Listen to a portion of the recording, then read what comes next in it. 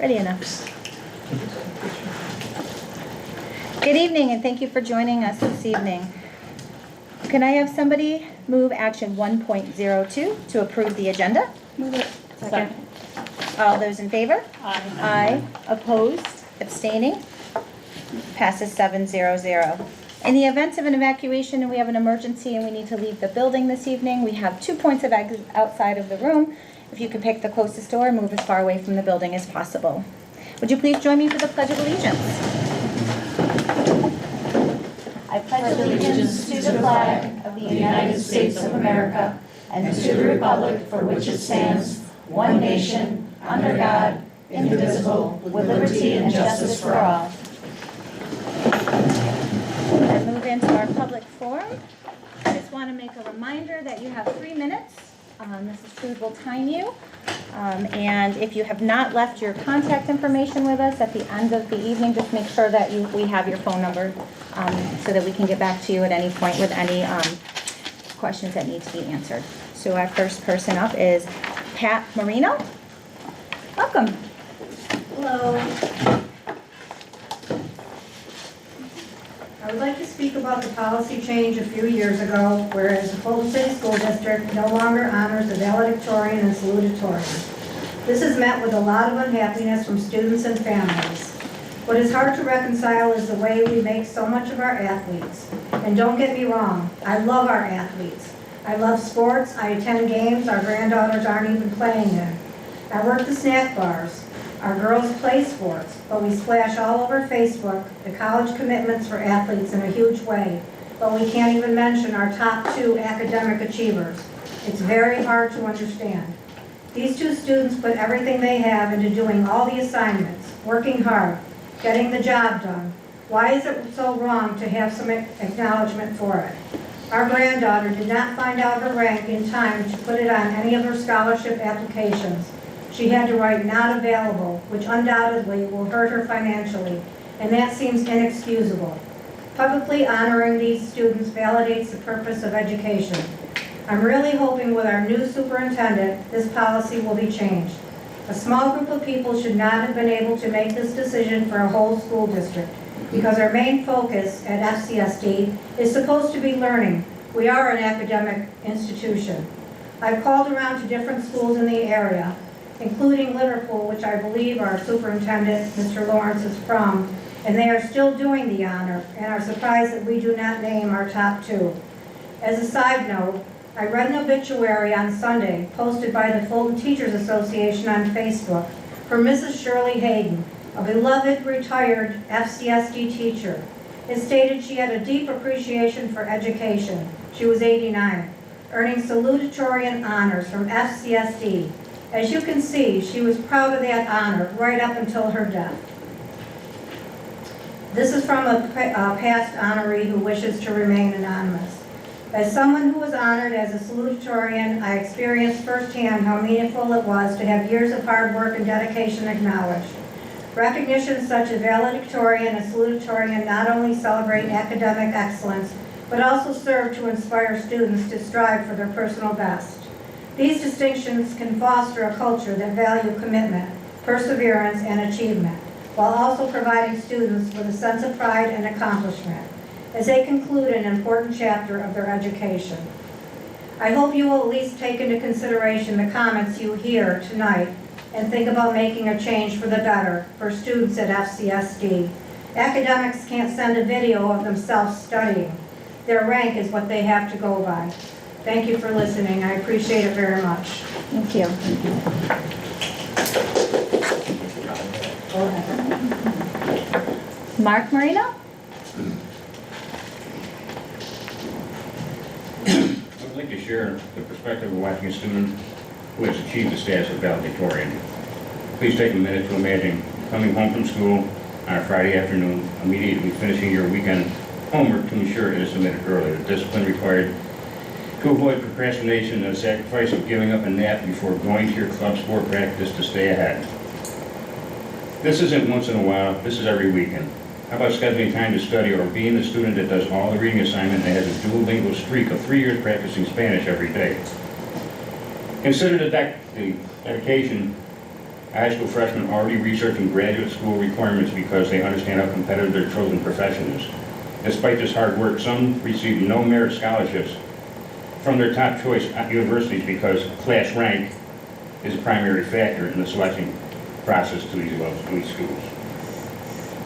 These experiences highlight the resilience and determination involved in reaching this level of success. While the public rarely sees their achievement, only those closest to them see the devastation of a tough grade or the pressure of a high standard they set for themselves. We celebrate every triumph because we see what is put into it year after year. They truly have earned this recognition, and we want to ensure their accomplishments are celebrated as they deserve. I hope you consider reinstating the tradition of valedictorian and salutatorian to applaud those who have worked hard for it. Thank you. Thank you.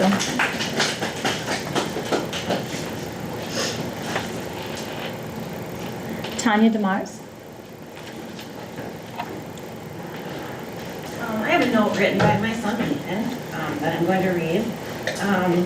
He wrote, I graduated from G. Ray Botley High School 3 years ago when I was ranked first in my class. Achieving this rank required years of discipline, consistency, and effort in and out of the classroom. It was something I took a lot of pride in, but there was no opportunity for this work to be formally recognized. Having the opportunity to be recognized as valedictorian would have meant a lot to me, not because of the title itself, but because it represents a culmination of years of hard work. Recognition shows students that their effort matters and is seen. Students often push themselves because they know that their effort can lead to recognition. This is clearly seen in athletics, where students are recognized and celebrated for their achievements. Every month, I would see a new article highlighting a student athlete of the month, which showed the school values and celebrates athletic achievements. Academic success requires the same level of commitment and discipline and deserves to be recognized in the same way. Recognizing top academic achievement does not take away from others. It simply acknowledges the work that has been done. Removing this recognition takes away a meaningful goal for students to work toward. Additionally, I was unable to include my class rank on my college applications because the school withheld that information for so long. This limited my ability to fully present my academic achievements during such a critical time in my life. Students who put in years of effort to achieve at the highest academic level deserve to have that work recognized and supported, especially when it can impact their future opportunities. I just wanted to add that I know that you hear a lot of the same things, and I fully believe in them all, but Ethan is a twin, so I'm hoping it carries a little weight with you that I still think that he should be recognized, even though, I would never ask my daughter to downplay any of her achievements so that Ethan wouldn't feel left out or lower. So, I don't know. Can I give you a copy of this? Sure. And I also have letters that Jerry Marbito had sent years Thank ago. you. Thank you. Thank you very much.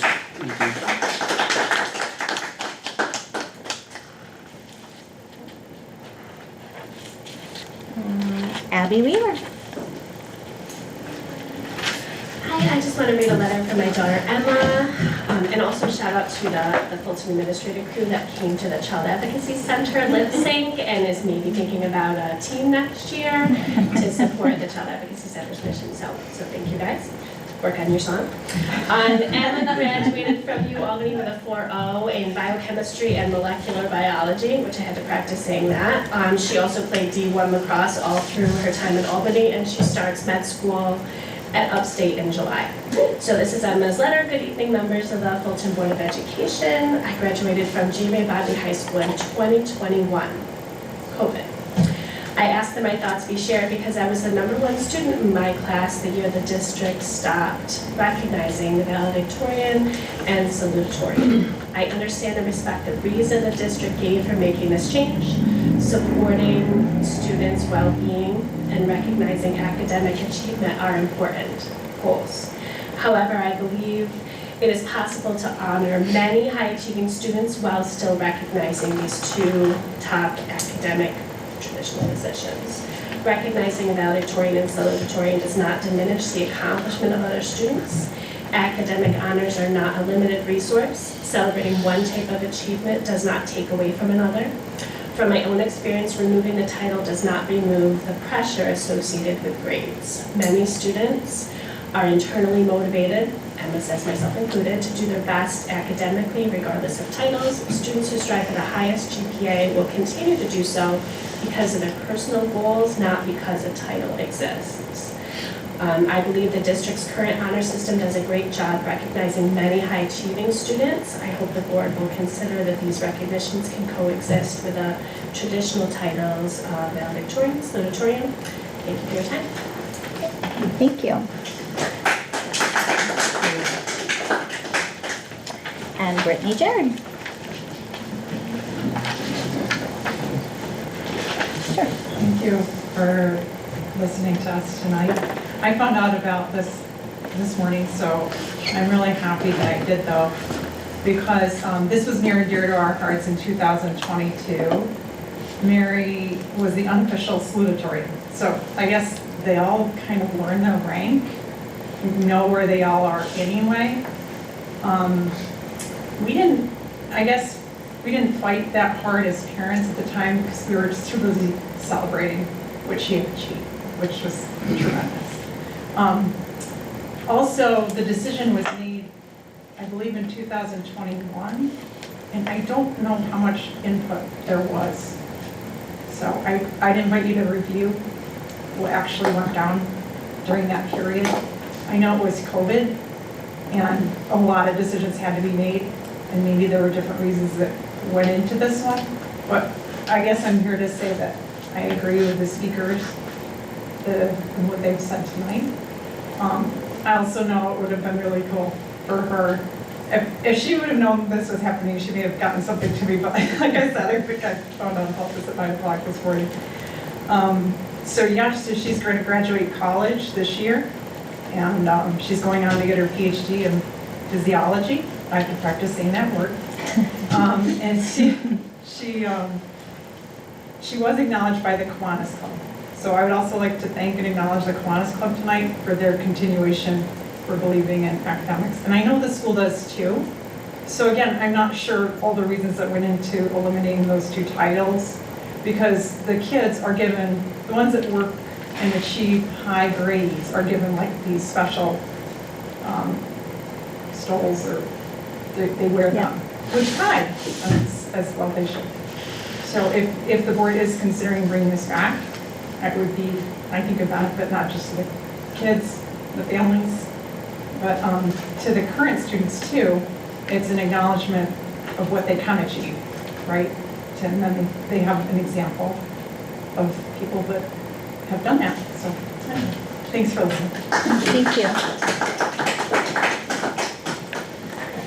So I have most phone numbers if you want to be able to reach out to our folks who talked to us this evening. Thank you.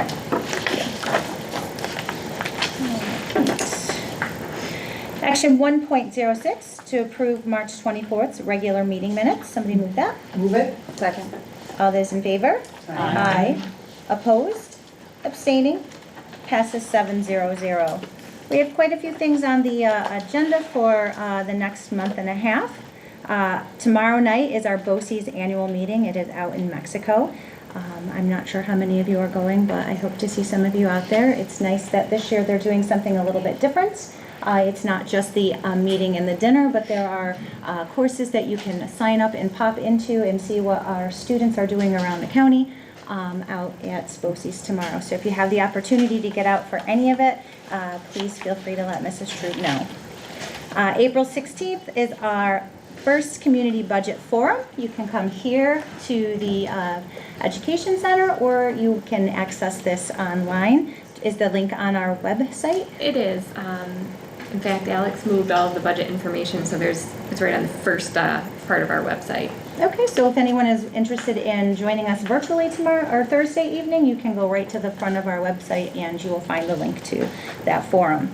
The 17th and 18th, we have all county chorus. On the 20th, if those of you who are running as candidates for the Board of Election, you have to make sure that your financial expenditure statements are turned in to the district clerk by 5 o'clock. There is a health and safety wellness meeting on the 21st. It is virtual.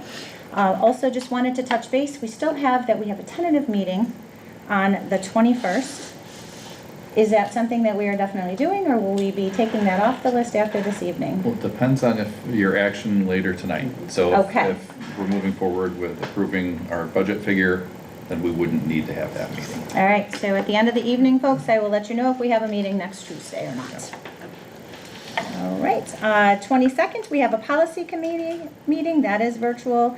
And then our second community budget forum is on April 23rd. Again, it is here at 6 o'clock at the Education Center, or you can also join in on that link to do it virtual as well.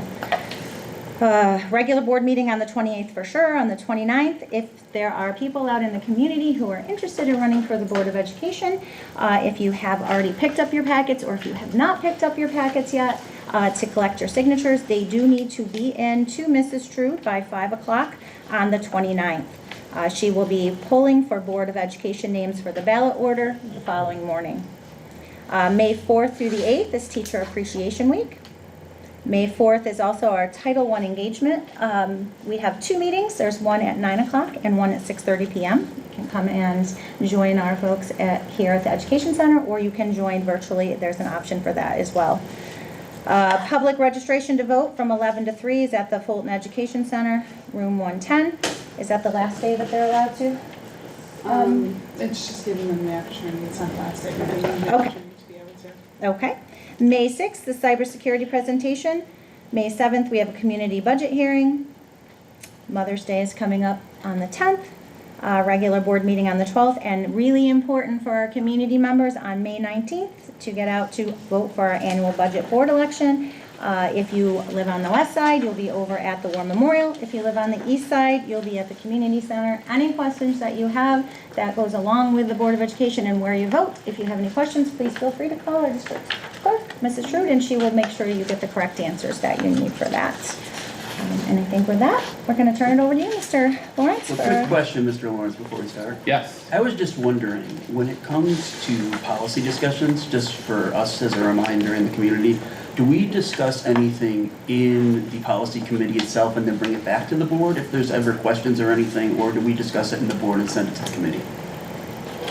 So I guess you can do a little bit of both. So, yes, if there are items that you would like to bring forward to the committee itself, absolutely, we would hear those, but then also we would be reporting back here as to any policy updates, changes, et cetera. And what would be the best way if someone wanted to reach out in the community because they had a question about, would that be still emailing our clerk address? Yes, that would be the perfect way to get the information to us. The clerk does join all of our meetings as well, so. Thank you. yes. Yep, thank you.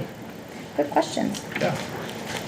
All right, so we do have 4 items on for the superintendent's report this evening. So first, we're going to kick things off with, I'll start with Mrs. Hendrickson, but I know she's going to introduce someone as well, and with a program that we'd like to get up and started here in the district to make some more connections with some of our community members. So, Mrs. Hendrickson. So I'd like to introduce Alex Richmond, our Public Information Assistant, who's going to present a proposal for our district community ambassador. This was developed through our Title I Community Advisory Committee. We've been discussing how to strengthen our relationships with and engagement with schools, families, and community. So Alex shared a model inspired by a similar program, but has adapted it for us, and we'll go through some of the details now. Hey, good evening, everybody. Again, I'm Alex Richmond, and I'm here to talk about what hopefully is going to be a pretty exciting new program for the community. At this point, we're calling it Fulton City School District's Community Ambassadors, or the Community Ambassador Program. I have the clicker, I forgot about this. Maybe I don't. It should work.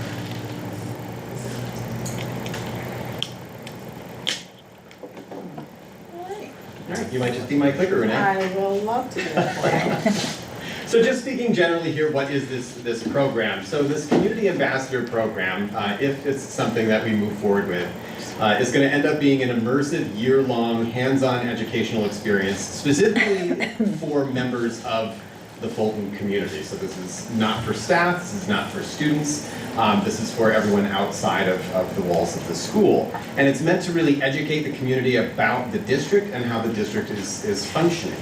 The goal here, we have a lot of sub-goals, but the overarching goal is to really develop informed, engaged community participants.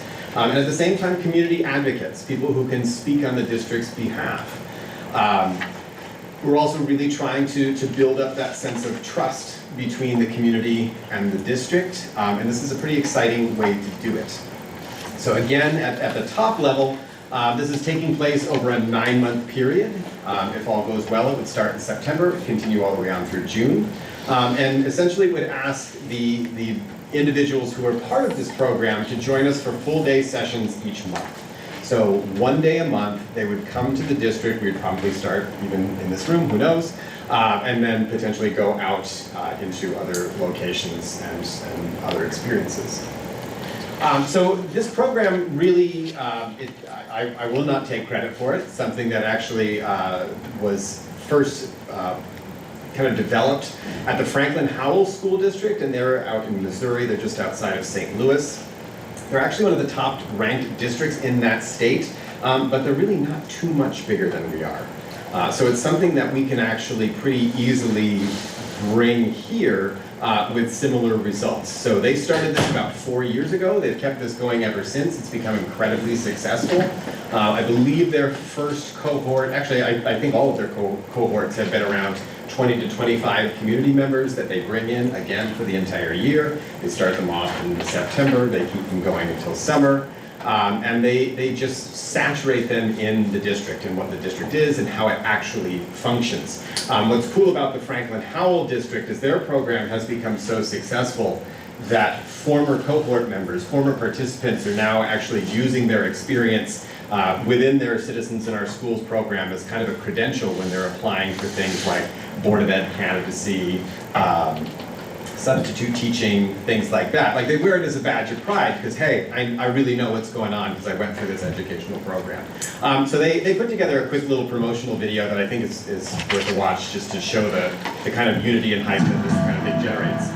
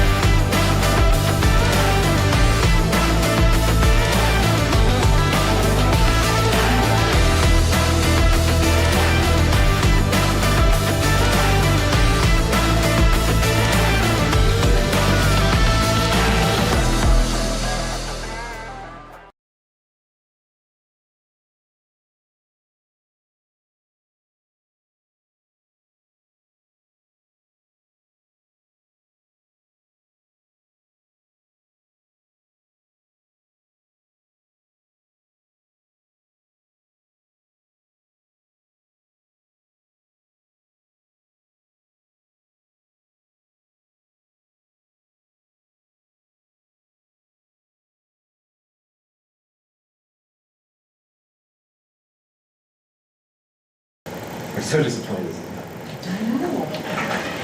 not. But here's the tricky part. This entire program really hinges on the idea of transparency.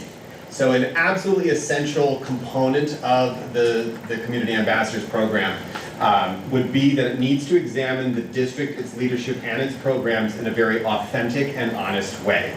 So the way that Franklin Howell often describes it is that you're examining these systems warts and all. Because it's meant to open that dialogue and encourage that sense of growth, but also community understanding and trust. So this is not something that's supposed to be 100% scripted. There are going to be those moments where you might have the cohort in a classroom and all hell breaks loose. That's okay, because that's real. That's really what happens in a classroom, and they need to be able to see not only that that happens, but also how we as the district respond to that. So just as a sample curriculum, this is again all outlined month by month. This is in no way set in stone. This is just a hypothetical. This would depend on how it is that we as a district want to organize this. But for example, September might be a general introduction where we're looking at overall demographics of the district. We're looking at district leadership. We're talking about district communications and how we communicate with people. October might be more administrative and transportation. One of the cool things about this program, if it's done properly, is it's meant to be very hands-on. So it wouldn't just be you're sitting in a classroom and you've got somebody telling you about all the bus routes. You'd actually get onto a bus. And you'd actually go out there and see the different community, sub-communities and different neighborhoods and things like that that our district has within it. Franklin Howell even goes so far as to spend a few hours cleaning the parts of a bus and opening up the hood and seeing what's in there. And I don't know if we want to get that crazy, but again, it's all supposed to be very hands-on and very meaningful. For November, we've got elementary schools, so this might mean some classroom visits, some communications with elementary leadership, and then just because it didn't really fit anyplace else, I also talked about the idea of, well, what about library content and how that kind of stuff comes into play. For December, I've got secondary schools up there, so again, classroom visits, some communication with secondary leadership, and then, because it doesn't really fit too many other places, the idea of discipline. For January, people in curriculum, so we can talk staffing. How is it that the district would actually go about the hiring process? Maybe we can steal Mr. Kopani and do some mock interviews. So again, hands-on.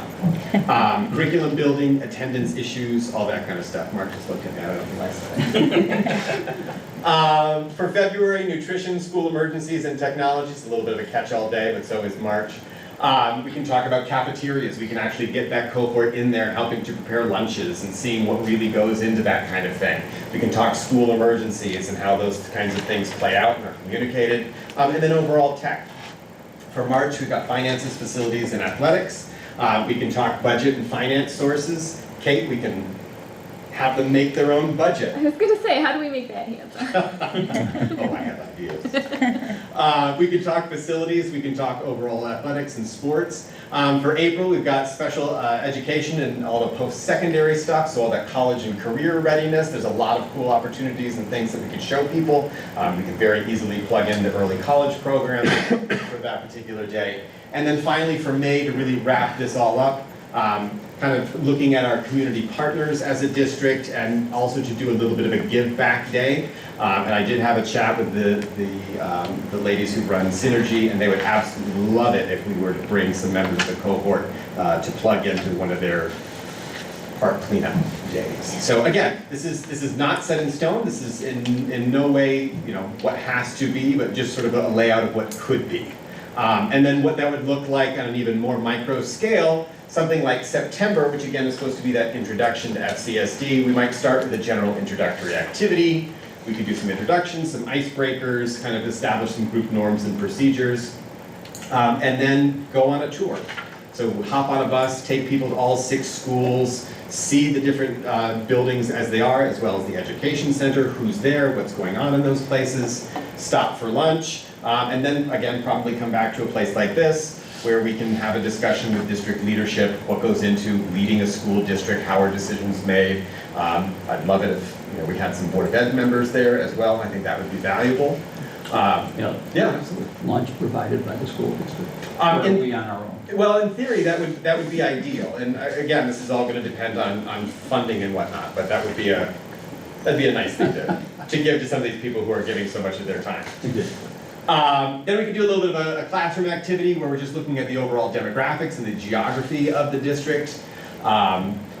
Have a little discussion about communications. I'm happy to participate in that, as well as some of our executive directors, and then kind of wrap it up with a closure activity. And with all of these closure activities for every one of these months, we really want to be taking as much data from these folks as we can. Like, what did you know beforehand? What do you know now? What do you still wish that you could figure out?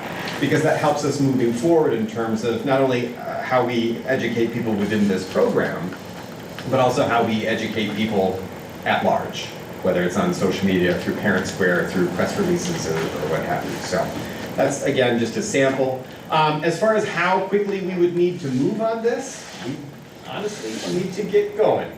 So if this is something that we all want to pursue, both admin and the board, the idea is that we really begin to advertise it in May of this year.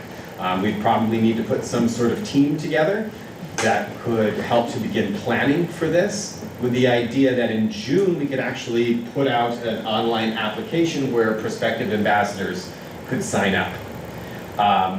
In a perfect world, we end up getting more people than we need, and then we'd have to do some sort of lottery kind of thing. But ideally, by July, we'd have 10 to 15 candidates selected. There would be some things that we'd need to get out of them. We'd probably want to do some fingerprinting, some security kind of things, just because they would be in the schools. And we'd also send out some sort of pre-programmed survey of what do you currently know, or what do you think you know, about the district and how it operates. Because then that gives us some data of what we can, some data that we can compare to later on. You didn't offer up any cost, so there's no study on cost, and that concerns me greatly, because we're living in difficult budget times. Sure. Quite honestly, I'm concerned we had to cut board training in this budget, and I'm all about training. It's very important. I have a lot under my belt. Sure. So I really need to see costs before I could even begin to give my blessing. And try to think about cost and value, Sure. what that's going to give us in value. Yeah, so I do address costs on the last slide. Well, it does, but there's no numbers. Well, right. So I don't have anything. Sure. You recognize there's money needed. Yep. There's nothing here to tell me what that money is. Yeah, and that would certainly be. And is this something that we do as a district, or is this something that becomes a BOCES poster? Where are we headed? I like that you're energetic and you want to go for it, but I do not like to rush into things until I get all the answers. Sure. And so the nice thing to know too, and I know that we're just hearing it right now at the board table, but this is something that was brought to the Title I committee back in September. Mm-hmm.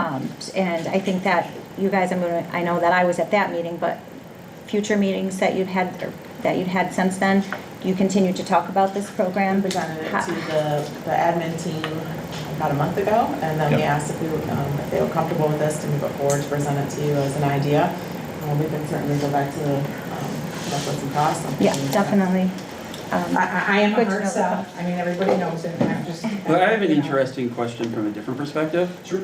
How many of the board members in the room right now saw value in some of the things that they might get to learn about certain topics that they might not have, they'd want to understand more that would help them make decisions? I would have liked to know Yeah. that before I ran, yes. And so I was thinking, I know we're trying to limit sometimes how many people not going 2 years in a row to the same thing. Could we team up with this as something, make it a co-board and community thing? Because if someone wants to say, what was it like running for the board? We have experience with that and we can bring that. But I think also some of these daily things that people have it in their schedule to be able to do it would be enlightening for some of the subjects you mentioned. And I think I would like to build and see some of that. Like you had mentioned having some involvement from board members, but almost having board members, becoming especially new board members coming in. Because I know there's a lot of information that you learn over time just from being here, examining things. But especially for those new board members coming in, I could see that being a benefit so they could be like, oh, I never thought of it this way. And then they're bringing that to the meeting, they're bringing that to the decision making to overall make it a full process. I think you're seeing the value in a program like this, and that's kind of the reason why the folks at Franklin Howell, again, they're way out in Missouri, but that's why now that this has been rolling for a few years, they've really come to trust the program and what it shows people, and why people are effectively putting on their Board of Education resume, because it is that valuable in terms of educating what goes on this side. But could board members tag along with that cohort? I mean, absolutely. Did you have a question, Rick? Yeah, at the Oswego County Board meeting, they were talking about having a round table about new board members coming on, because what to expect. Because I know personally when I got on, I was like, I didn't know that. I didn't know I had to do that. I didn't know, And so I think that it's great like that, but I think they isn't that what Derek was talking about? So. Yeah. So there will be opportunities for board members to do those roundtable things, but it might be nice to incorporate them in maybe somehow, Yeah. Alex, to incorporate Well, them the into this community program knowing too. about our schools is a good thing. Mhm. And in past years, we did things not as shiny as this, but we had some of our frequent, we used to, believe it or not, we had frequent visitors every meeting. That's gone by the wayside over the years. We don't They might get be the watching community- us on TV. We don't get the community participation at Right. board meetings, but those folks, we literally found things and ways to get them in our buildings and let them spend a day, a half a day, and they did it over time. And several of them were seniors, and they were quite shocked to discover how different schools look. So You that's know? exactly what this is. And that's what this is, but we did it, it wasn't fancy, we didn't spend any money. Well, so, and I'll hit the money part in a second, but, you know, really, Alex came to us at a perfect time. We were actually engaged Yeah. as an admin team too, talking about what are some ways that we can build trust and transparency with the community. We, you know, continue to have different meetings and outreach and surveys and so on, to our community, to our parents, and we struggle. I think all school districts struggle right now with getting that engagement back. So when Alex brought this, and he's bringing it from a school district where they've already tested it out for us a little bit here, it's something that we do think it's manageable, we could pull off here. And when we got to the cost piece, we talked about it a little bit. It's really as much or as little as you want to do with it. So things like Nick asked about lunch, is that something we could probably figure that out? But you'll see some of the items on here, if we wanted to provide printed clothing. Well, maybe we don't do that. Just because the other school district did that, that was to make their participants stand out, we might be able to find out a different way to do it with a cheap lanyard or something along those lines. So I think looking at the cost list, there's nothing on there that really stands out to me where I I say, saw somebody a coordinator, so there's a Yeah, cost. I I was think that wondering ends that up- part, who's gonna lead this initiative, who's gonna develop the curriculum? Right. I think you're probably what would looking it- at most of those people right here. So that's just another added thing on your plate. So it's going to be you guys leading it, developing the curriculum, choosing the ambassadors. And once we get the information and the data, we have a difficult time, I feel like, disseminating that information out into the public. So what would make this different from what we already do? And then once we have the ambassadors, what do they do after they graduate? What, do they come back? Are they a part of it? What happens next? We're hoping that they run for board members, we're hoping that they take, So it's- especially at budget or season, even that they're just- taking Just a voice out in the community. information out in the community. Connection in the community. So what, I guess I just I don't understand how this would be different than what we offer already. And I'm not, this is great. Yeah. This is great, I think but it's it comes very- at such a crazy time when we're talking about budget and financial troubles. It's just sort of hard to grasp how something extra is going to be put on anybody's plate, at this Well, time. I think a time like now is exactly why it's important for us to do something like this. So a cohort of people that would be. We're cutting everything. Well, we're not adding cutting. anybody. We're not. No, you're There's just no putting cost to more. this. This is adding people who would be a voice in our community to talk about, let's say, the budget So they in a more, volunteer like a us. better informed way than we currently have. Again, we're struggling to get outside voices added to our different meetings and groups that we currently have, so this would be a more intentional group. And as Alex said, we're showing off the warts, we're showing off everything. So if there are areas that we're still working on, I think we own those things. Oh, yeah.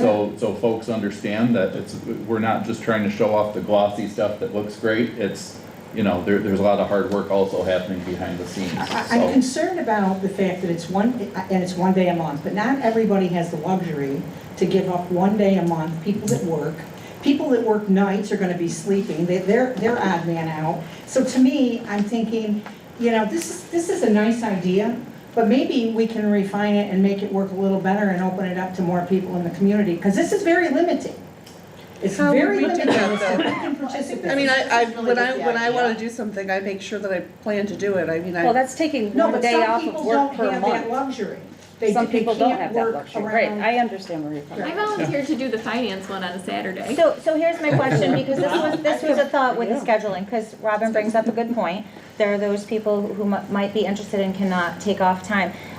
We're clearly not doing a Saturday all the time, because we want to be able to get them into the No, classroom. you want them to see. And So are there there are people who opportunities Saturdays. where maybe this is when we're doing it during the day. Maybe we're gonna do an evening, maybe we're gonna do a Saturday, but they're gonna have that schedule in advance before they sign up for the application. So they know, I can make this, I can't make this, or maybe I can make this work the Well, next time it comes You around. lead me to my next question. Is the Wait, let- requirement to do all or, is it all or nothing? I think you can miss one. Again, this is just a possibility, this is just sharing This is an idea. outline. This is, possible timeline, doesn't have to be once a month. It Well, could that's be- why I'm It asking. could be twice, it could be 3 times, we can start really small. Right. From the Title I committee that we have, they are asking these questions, like how do we bring awareness? Because not everyone's reading parent square messages, not everyone has Facebook or going there. So we're thinking about how can we build the capacity of our community and what goes in and what goes into running the district. And get our community more involved. which And is- hoping that they go out into the community and when something pops up, they can be the first responders to say, no, that's not true. And maybe So it that's starts that with our whole seniors. idea. Maybe it agree starts with with all that of class, So yeah. there's definitely things that I'm we not- can tweak on this. It's just a matter of this is an idea that we'd like to. Right. I don't disagree, but if I don't ask the questions now, if they don't get, these points don't get Oh, no, looked they're at good before we questions. develop something. I don't wanna come back and keep criticizing. I have a You know. question Again, for this you, isn't a Mr. done Richmond. deal, this is just a It's an proposal. idea. to- Right, yeah, it's an idea. and I've got To get ideas feedback. about things I'm concerned with, so I just, I know you can make it work, but you gotta know what the concerns are before you can address it. So Mr. Connors has a I'm question. not trying to shoot it down, I am trying to troubleshoot before we start. We will make this work. Hold on, Yeah. Mr. Connors. We need to get them more involved in our school district. Yeah. We want, especially. Okay, so Mr. Connors has a question for Mr. Richmond. So I think one of the tougher things right now is because the timeline and everything, is there a way to work this through? I know the goal was to get to 10 to 15. Is there a way to do a pilot program that maybe, I mean, some of the issues that can someone do every month, that we could offer maybe, find, 5 people that are, really have the time, are able to do it, and then kind of use them as kind of the committee or group to basically, here's, we're gonna try this, how did this go, take surveys from those people, like, was their day beneficial, did they get use out of it, and then take that data, and then if that's showing, really invest for the following year, and really put into place and say, we found gold here, let's, some of the things work really, I just do worry, like some of my colleagues are saying, that, I like the idea, but I think with other stuff going all in on this one, I don't know that I'm fully there on this timeline. So I would counter that by saying, if you're gonna have someone be putting all the work forward to actually develop the curriculum and develop the program, you might as well have a full cohort as opposed to minimizing the number of people that you're already having that expense of resources and time. So we are putting in that much work and that much time addition onto what everyone else is doing then? I guess I didn't see it that way based off of having so I think that's just important for us to know too, because I know, like, if some of the different things we're talking about, that for accountability and some of the issues that we're kind of looking at now and different things and we see struggling, I think it'd be hard to take away and add more onto the plate as described, just saying that it's gonna be more of an intensive thing, again, with the timeline. Because I believe the timeline you said would be very accurate if we want to put this in place to go forward. I just don't know realistically if we can meet that, to have the assurances on our end and the time to be able to put into focus on that while keeping everything else maintained at a level that we expect. Or I I guess, agree, what do like, you? and give 100% into it when we have restructuring considerations maybe happening in the forefront that are,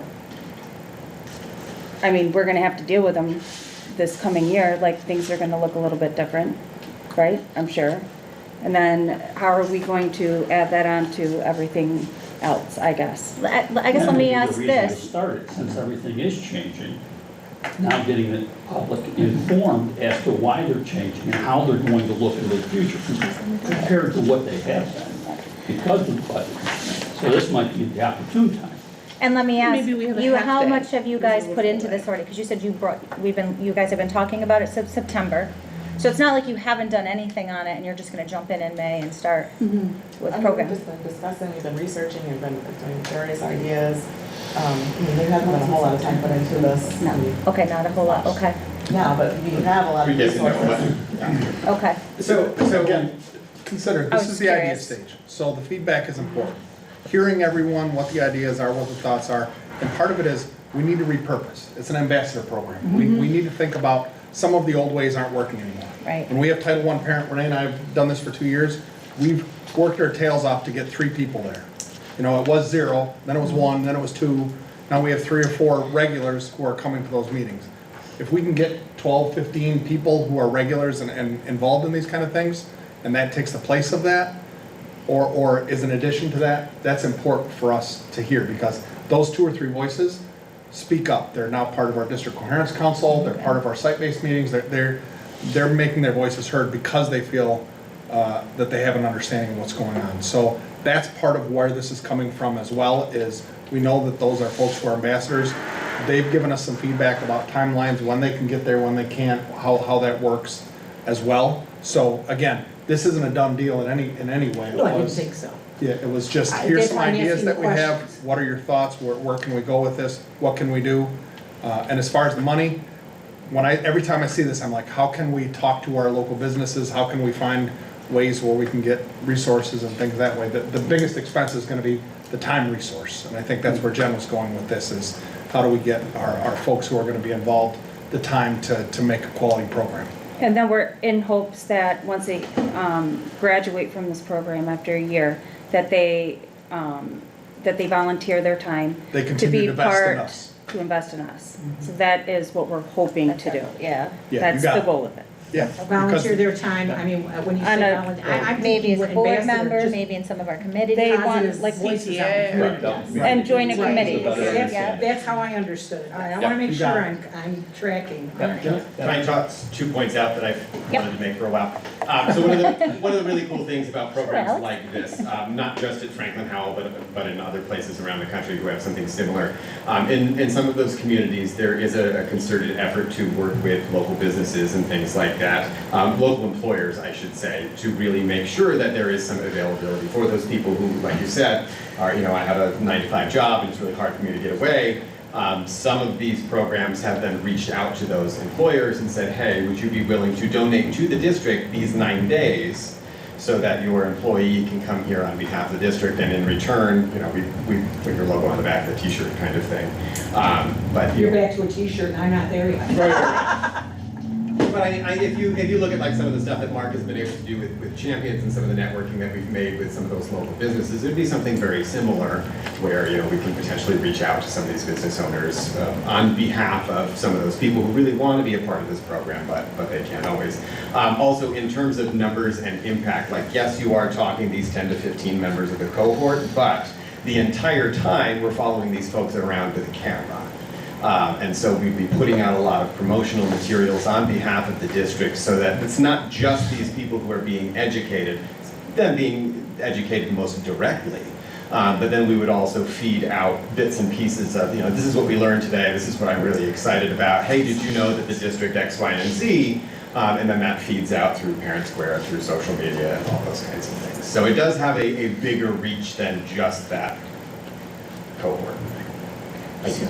So is it fair to ask for you guys to maybe bring back a little more information to us at the next meeting or meeting after that, with just, if you come up with some, I don't know, if it is gonna cost us anything, if we do have sponsors in the community, do you know who exactly is going to run what part, just so that some of the questions here asked tonight, And we could get I a would little say for feedback all the from board that? members to send your questions to Doug, and that way we can address them, because you're gonna think of more things Yeah. after tonight too. This is just the pop in your head stuff, and then there'll be some additional things that you think of as well. So send them our way and We'll add it continue to our to dig. agenda on the May 4th Title I meeting. Okay. Are there any districts like that are closer to us that are doing this kind of a program? No, but I have brought it up with the PR team on behalf of all the different Oswego County districts, and everybody is very excited. Yeah. The possibility of this potentially moving to places like. I was just thinking if somebody could come in. Lori, I'm just gonna say that when we started talking about Fulton School Champions, we had a lot of questions from the board as well as everybody in the community about how this is gonna be as far as morale goes, or how it's gonna look for Fulton, and it turned out to be a great success. So Yeah.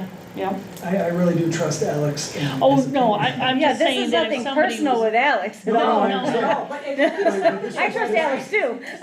Jen, this was a similar idea. He brought it to us and we. I'm just we saying, took a how leap is of this- faith in I trusting feel- this was gonna bring. I understand bring that, I'm yeah, just seeing cohesion like a to the lot district. of coincidence, like Robin My- said, I just have a lot of questions. My only We point should- was- We should be It's asking these timing. questions. It's We need to timing. answer them, but I'm Well, that was saying my that- point, like if somebody was closer around, they could actually come and talk with direct knowledge, I that was just my remember point. 3 years ago, we heard a lot of questions about what the Fulton School Champions are gonna look like. Are people gonna be jealous? Are they gonna be upset with people winning and they're not winning?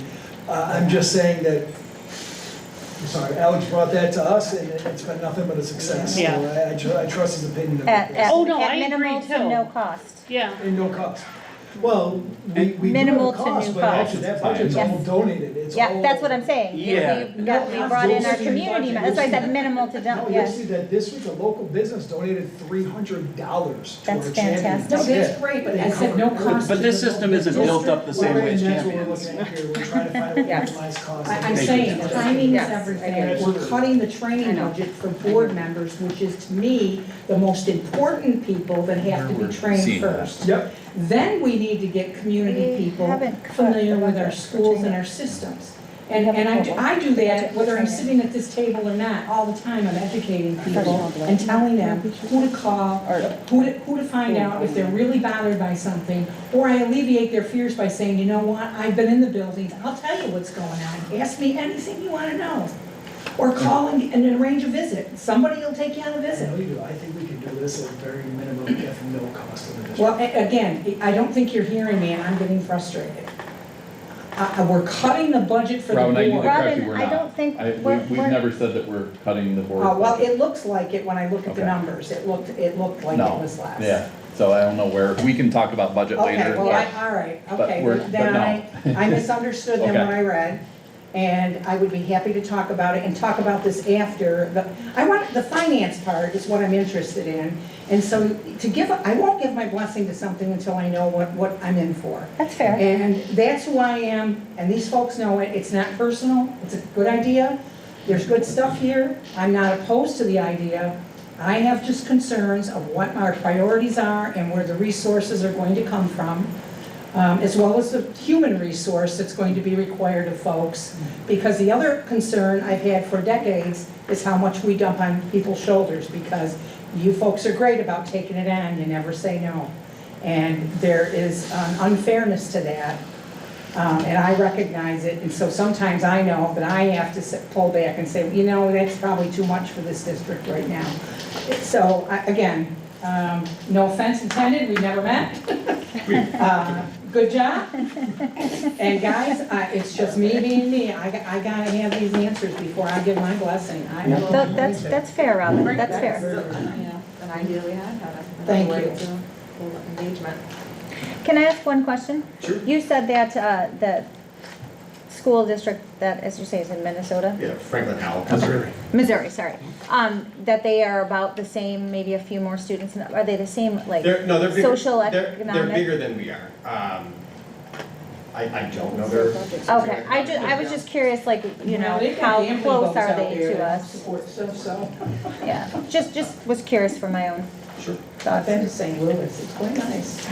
But it's one of those things too that, you know, as somebody said earlier, we can match the numbers to the reality. And that's also something that we did with Champions, because the inspiration of the Champions program is one of the focal points of Amazon. And so Amazon was giving them tens of thousands of dollars to do this thing. And We don't get that. We need that. we gotta talk to the right people. Wait, we had money? We need money for our programs. Well, thank you so much, Alex. Started working on the last slide. Does anybody have any other questions on, before Alex? Well, he already sat down, so too late. So just to be clear, we're I'm gonna kidding. hear more at a future meeting. I'm just kidding. They're gonna Yes, come we'll back get to more us and bring Yes, I wrote down the our notes and come questions. back with the specifics. And And email it's- specific yeah. I also questions. want to share that, you know, relating it to all the work that we put into meetings that people aren't showing up to. Right. So that is a huge lift for us, and it's not without any, benefiting us. Right here's the example, I can agree with you, So nobody this comes. was a way for us to be putting our energy into something that could be profitable to have Yeah. people showing up. So I think we'll run some numbers that way, I've written down some, And I think- costs, get some data from the other school district, but also we can near how much time, I know all the building principals are running parent meetings, title meetings, and there's no one coming as well. Right. So that's part of it, is that we are spending a lot of time and people aren't. And engaging. So I how do we shift that? heard Alex say, and this is like one of the things that I guess I'm not clear about, but we can talk about it later. It sounds a lot like our Fulton flybys, which is Yes. great, right? And we can send out the information that we gain from this CAP program. I think I heard you say like through Parent Square and things like that, but we just got done saying, I feel like, maybe I misheard, that Parent Square is not working. So what would make it different? Well, Like, so- it's sort of those questions that I'm having. Sure. If I mean, it's, regardless makes of it the- different. Regardless of the venue that we're sending information out by, whether it's Parent Square, social media, whatever, it's still one voice, right? It's still us, it's still the district. Whereas if we have now had 12 people sit down with us for the entire year and are now out there informed, advocating on our behalf, now we have, we have that many more voices that are amplifying the signal kind of thing. So yes, we will do our due diligence and put those things out there from the means that we have, but at the same time, we're also creating new opportunities for other people to speak up on behalf of the district.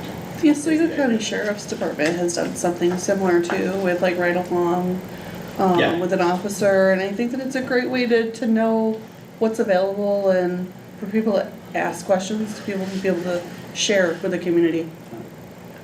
Quick question, Renee. Yes. Are the meetings you mentioned, are those required no matter what? I know we started doing the 2 different times, but is one of those required? Yes. Yeah, that's what I thought it was required. So we'd still be doing those on top of this. all Or meetings as part except of for this. one, and the There's- graduation Oh, does like not count fusing as a them? meeting. You're saying, Jeff? Yeah. We could, those are the kind of things we'd like to brainstorm and figure out. Like, Okay. could we have this be part of that? Like, could Okay. we merge the two together to have more voices? That's what I just of wanted people who to make sure, because I know we talked about this as addition, I just They wanted to come make to sure. Sundays with the super, they didn't, So, It's one other thing, Jen, to go back to what you said about Parent Square, one of the things that we're doing is, when we think about communication, we know some people read emails some of the time, some people read Parent Square some of the time, some people watch flybys some of the time. So one of the things with communication is the more that we have and the different avenues that people are gonna take in, we're gonna be a little more effective, so. And it was my understanding that our Parent Square was working really well. It is. Like, it's really getting the word out, and our parents are opening it up and they're responding. I feel like that was the report that we got back the last time. It is. It is, yeah. But there's That still, hasn't changed. we're still, some people, not all people. And it's- well, you're not it's getting, limited you're on the not getting message. non-parents, grandparents, we don't get it. Right. I mean, I feel like I'm no longer relevant unless I attend and participate as a volunteer. Right, so this That's is how it an is, opportunity. when you, And and we it's are- my we have peers, my opportunities peers too. that are my Right. age, they ask me, they'll say, what's going on? Because we're not getting, I'm not on Facebook, I'm not going on Facebook. Right, but you know that there's board meetings here, you know that you can go and watch. Correct, and I can right. watch, and I. Right, but so there are. What I'm saying is, that's board meetings, it doesn't tell me what's going on in the school. I used to see more So in for the her newspaper, grandkids, we she used to needs do to- more, and even in the online newspaper, this class did this activity happened at this school, when the kids did The the school fifth graders newspaper. did their, Yeah. building their. Our school newspaper that goes out, isn't that online? We don't have a school newspaper anymore. Like the building? So I like mean, we when used to see information about activities within the school itself, not just the board business. Board business we have access to, we don't have a lot of access to what's going on in the schools, other than if you can catch a grandkid or a neighbor kid that's in a good enough mood, that, because you say, hey, how's things going, what are you doing lately? Oh, we don't do nothing, and everything's fine. So you can't rely on your kids to share the information. And that hasn't changed, by the way, that's No, it not a has not. criticism. It's always been that way, my kids were no different. So, but it is a struggle. There used to be things like school calendars, where everybody in the community would get one, so you knew what was going on if you wanted to go do something in all the buildings. And here, you would look for where your kids are, your grandkids, and you'd say, well, yeah, I want to go to this art show or whatever's Right. going on. I think you just sold the program for Alex, right? But we have that on our website, right? Like it gives, like if you go to each building, The it website says. lately has been working very well. I click Well, on it's not up to district and I date. get athletics every But time. on the weekend, or on weekly, like the principals do a pretty good job with. If you get Robin any more wound up, she's gonna push that. Yeah, I'm gonna chicken have in to the mark. leave if you get any more wound up. All right, well, let's move on then. All right. She says she clicks on the website, she gets it. Every time I click on district on our website, I get athletics. Every time it's been over a month. It is A. I've gotta go do a search to get what I want. I can't get it. from I'm on the clicking website like every day. I didn't think so, but I hate to be a constant complainer, but that's just. I think it's user I'd error. have to see it It's not your cookies, is it? Hmm? It might be your. Well, Alex, if we have time, we have more to go with you. At another day. I'm here. At another time. Yes, but I'll be gone next month, so you can all relax. It doesn't change the value of what you're saying, though. Yeah. We need to get the word out to the community more than what we're doing. That's what I I think so, because these are the, traditionally in this district, the people who vote on our budget, the biggest block has been our retirees. They are our strongest block. Those are the people that I am constantly talking to, whether they want to hear me or not, advocating for the district, because I know those are going to be the yes or no And that's votes. what we need to support them, so. And We need to I find ways to really get the word believe, out to them. and it's been this way for decades. This is not a new thing, it's been decades, I've been around for 30 years. I'm telling you, those are the people you want to get some information to. Well, there's our first cohort. Huh? That's our first cohort coming in for Alex's And program. we did that, and I'm saying, we did that, and it did turn out good for us. They came to every board meeting, and they used to blast us. I mean, we got blasted every meeting. You would get blasted now because there's no microphones, because older people have a hard time hearing. So if they come in, this room is not good. You sit to the back, and if you're older, you can't hear. Calendar. Okay, next item. Hopefully a little less controversial here. 2025-2026 instructional calendar update. So despite our long and cold and snowy winter, we do have some snow days left over, emergency days left over. So per several of our contracts, we are looking to add those days back to our calendar on either side of Memorial Day. So Friday, May 22nd would become a non-school day, and Tuesday, May 26th would become the other.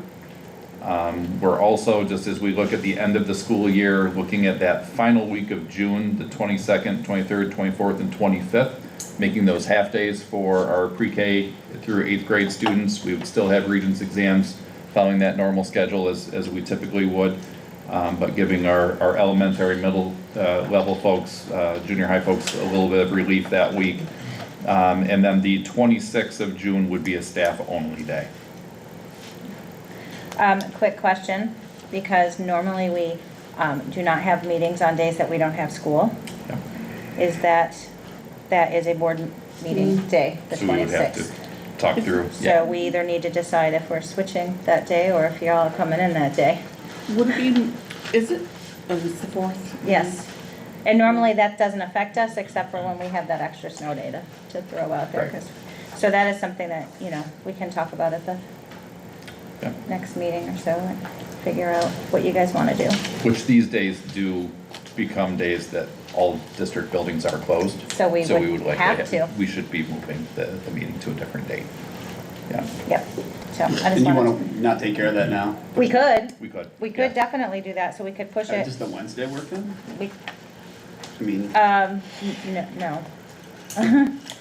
I have babies on Wednesday. well, no, that's fine. Unless you want two assistants coming to the board meeting. It's okay, they always add to our Thursday calls. Unless Mr. Connors, you would like to run the meeting on that day, you're more than welcome to.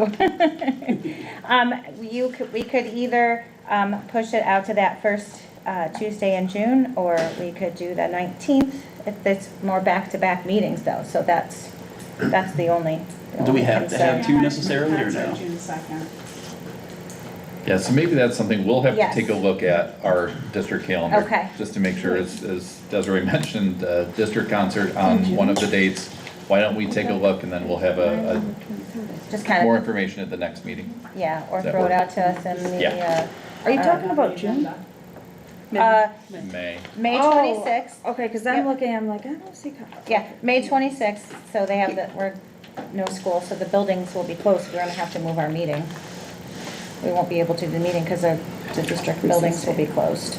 So, And we just want to make sure we don't put it on a night where there's something else. right, so if There's so many you events at the end of the year Yeah. that. can even let us know in the backup Sure. on Friday, Yeah, or we if can you- do if you that. have an opportunity, if not, then next week sometime, and Yeah. we got time to play around with that date, so.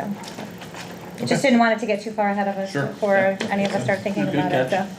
thank you. Any other questions with the calendar? 20th? Do we have something on the 20th? The 12th and the 20th? 20th is we have to ratify the Right. budget. Yep. Okay, so, next up, speaking of communication and how we're interacting with, our, families and our students and staff.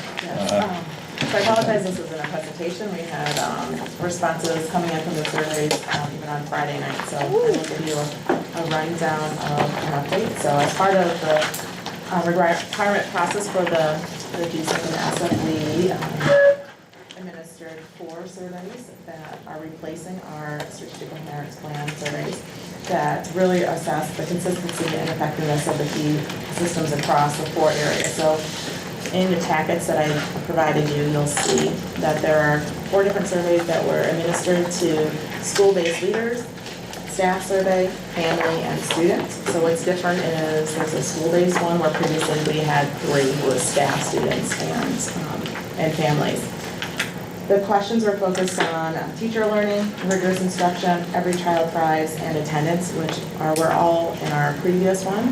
These are more targeted, and we were not allowed to alter any of the questions, so we had to give that same consistent question formatting.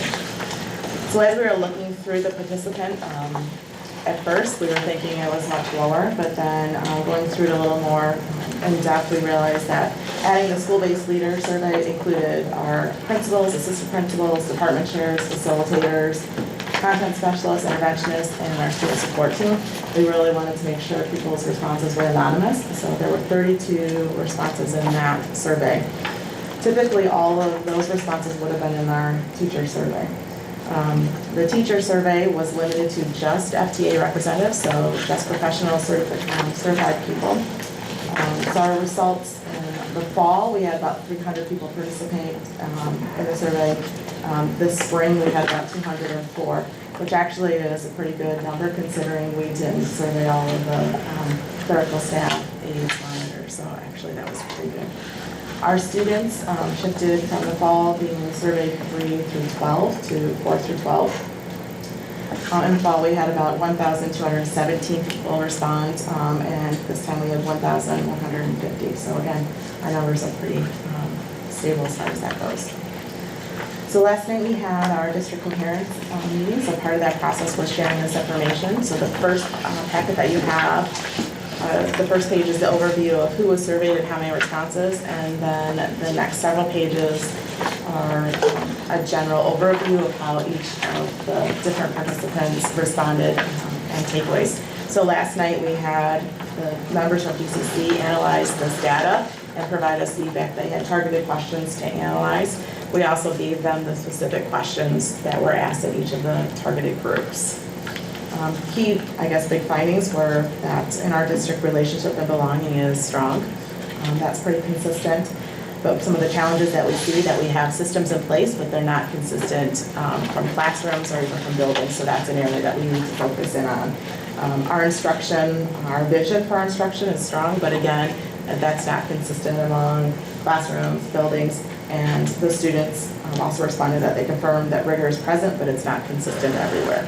So our next step is really to dig into those areas that we had questions. We took notes as far as where we want more information, and that's when we'll conduct our student interviews and our family focus groups. So those areas where we had responses where there was either no response or a negative one, we're gonna tailor those questions, really dig in and find out why. So our next step will be to conduct the family focus groups, student interviews, and identify some key instructional strategies that will be implemented across all 6 buildings. Won't matter if you're in a classroom, content, so it'll be shared around. Want to add anything? One thing that you will notice, it's a new survey, so responses this time didn't include just the strongly agree or disagree, strongly agree or agree, strongly disagree, or strong, It also has neutral or this doesn't affect me or I don't know about this.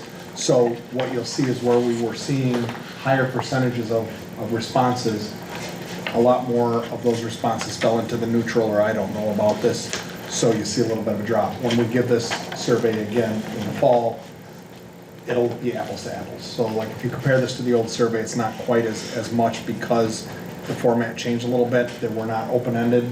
And we gave this 4 through 12, but previously we were doing 3 through 12 for our students. So just a few differences, but we were able to get in and analyze and take a look and get some pretty good feedback already. So we're going to keep digging. And I appreciate it, because it looks, this survey feels, after reading it, it felt like really good valid, what you got back was good valid information. And it's good to know that some people do not have strong opinions, and also that some people just can't answer because they don't know about it. So I thought those were nice additions, and I thought you did a nice job with this. Thank you. Okay, thank you. And last but not least, we'll turn things over to Mrs. Hooper to talk through our budget. So tonight we have the tentative balanced budget to review. A lot of the information we've been discussing right along, but we will go over the revenue side and the expenditure side and present to you our proposed 26-27 budget. Yep, it works. So I'm actually going to go on to the next slide and more verbalize these bullets about the revenue overview. I didn't quite like the flow of it. So this slide shows our projected revenue as well as breaking it down into the main categories and showing how much we rely on each category. So to the right in the table, you'll see this is depicting a 2.85% increase in the tax levy, which is the first number, 23,796,426 would be the overall tax levy with that amount increase. This also includes our state aid line, a few lines down in red. That is looking to be 67.5 million, a little bit more. And then our federal aid, which typically involves reimbursements from Medicaid. We're anticipating that's going to increase a bit in the upcoming year just due to the way we're going to be putting in our reimbursements. Then we are planning to use a small amount of fund balance and a small amount from our reserves at this point. On the left-hand side, the pie chart just depicts really how much we do rely on state aid. It's over 70% of our budget, 71.5%. The next largest part is much less, that's our tax levy at just over 25%. And then the slice that's other, 3.3%, that's referring to the use of fund balance and reserves, as well as that line that says miscellaneous other revenue, which includes things like the refund we receive from BOCES each year, any rent that we collect for use of our classrooms, again, mainly from BOCES, interest on our investments. So that's sort of a catch-all for some of the miscellaneous revenue we expect. But we can come to a pretty good estimate looking at this year, what we brought in the miscellaneous category. So overall, that brings us to 94.5 million on the nose for our revenue side of the budget. Some of the bullet points that were on the previous slide, and we had discussed this in the last meeting, We are hearing that we can expect a 2% increase in foundation aid, which is reflected in the state aid line of our revenue. And that is hopeful that 2% will be up from 1% that we were initially expecting given the initial runs. The tax levy represents a 2.85% to the overall levy, which I'll spend a little bit of time talking about the tax levy in the next few slides just to further explain that 2.85% to the overall levy. We are relying less on reserves than we are in the 25-26 budget. It simply isn't an option to continue to use reserves at the same level as we are in the current year. But we are still using some reserves, mainly from our retirement reserves and our EBLAR reserve, that's the $550,000, and a little bit of appropriated fund balance that I expect we'll have left over from reserves we don't need to use in 25-26. And that $532,491 brought us to the total of $94.5 million. The big story this year really is the revenue. We did face a significant gap requiring us to close that gap by reducing expenditures, but the reason behind that is the story, which is lower than expected revenue. A 1% or 2% increase on foundation aid, which foundation aid is the state aid that doesn't have as much restriction to it, so we can really spend that on what we need to within the budget. 1 to 2% isn't keeping up with the rising costs of just simply operating.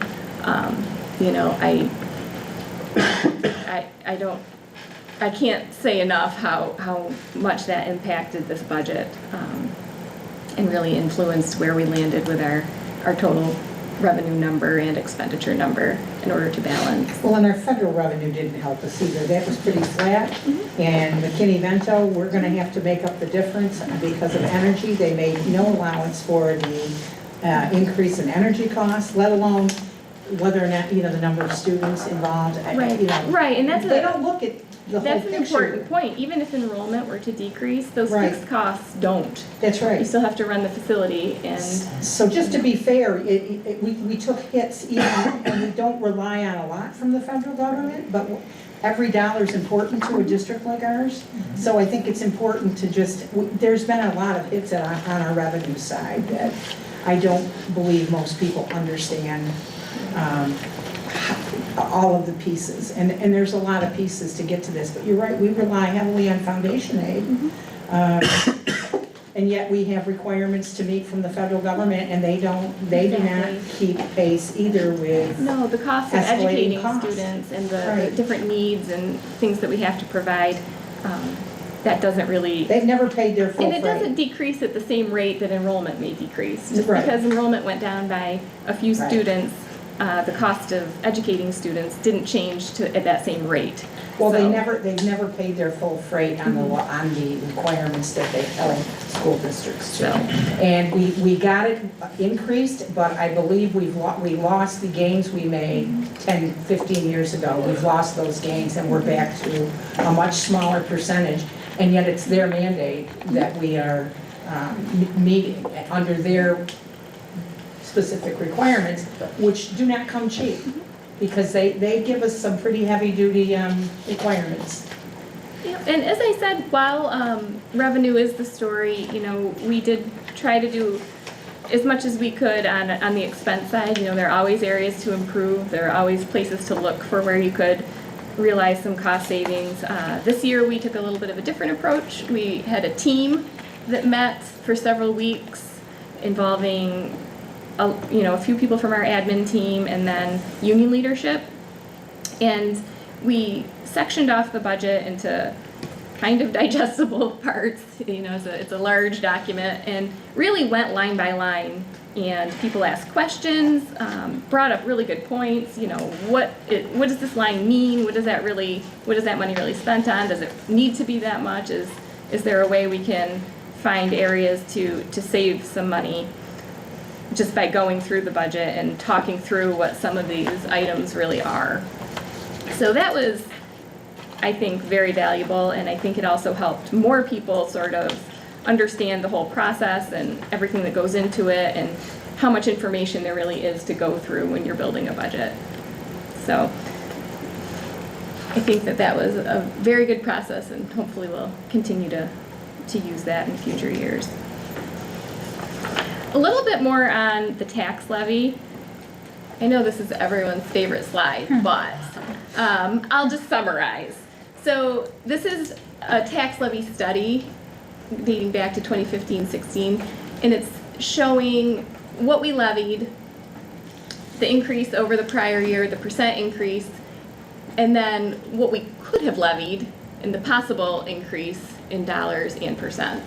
So when you look at the percent increase and you compare it to the permissible percent increase, many years we did not go to the cap, but several years we did go to the cap. So I think looking down through the list, somewhere in the 2 to 3 range percent increase is something that we've done fairly consistently. There are outlier years. Those years that we went out at a 0, you know, in the big scheme of things, that does leave money out there that we'll never recover.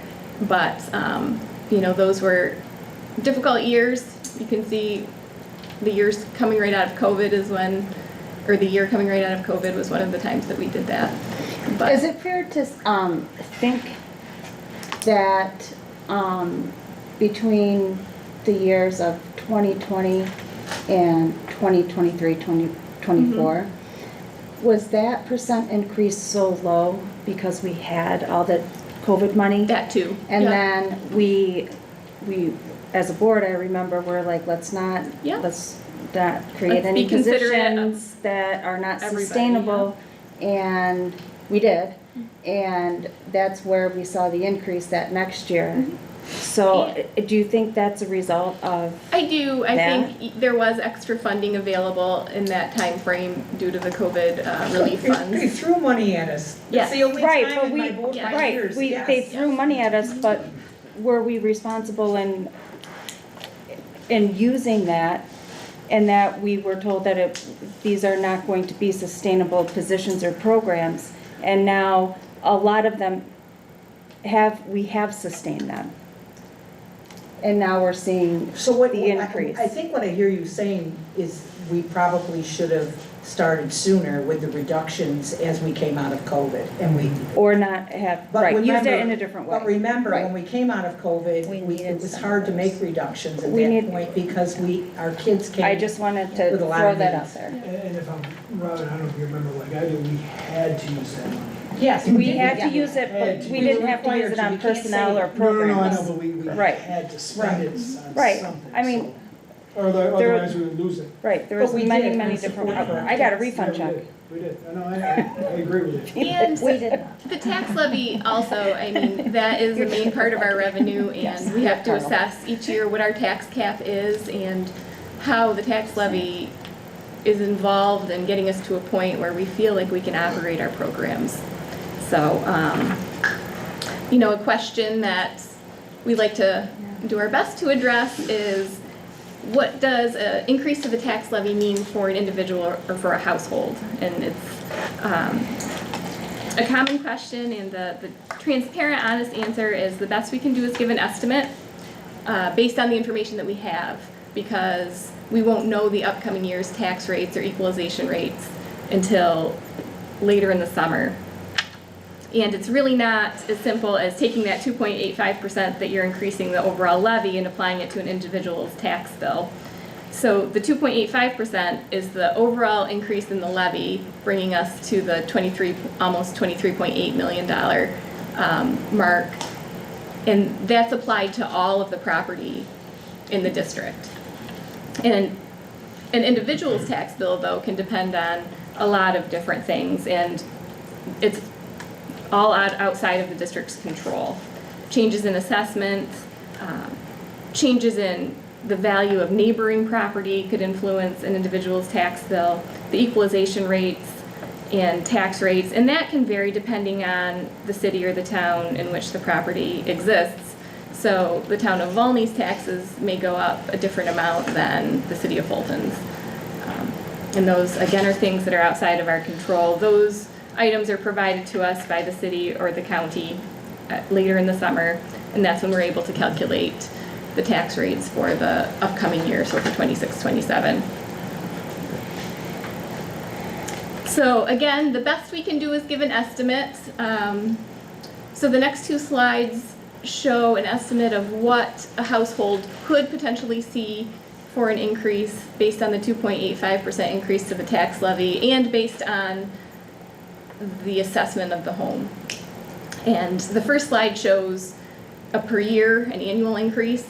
So at the low end, a house assessed for $100,000 could see $52.50 increase over the year. $200,000 assessed house could see $127.50 for an increase, and a house assessed for $300,000 could see $202.50 as an increase. Again, these are estimates based on the information we have, and it's an average because, again, the tax rates differ depending on what town or city you live in, if it's the city of Fulton. Then for people who like to look at things more on a monthly cost basis, the same breakdown except what people could see the increase looking like per month. So for a $100,000 home, $4.38 per month, $200,000, $10.63 per month, and $300,000, $16.88 per month.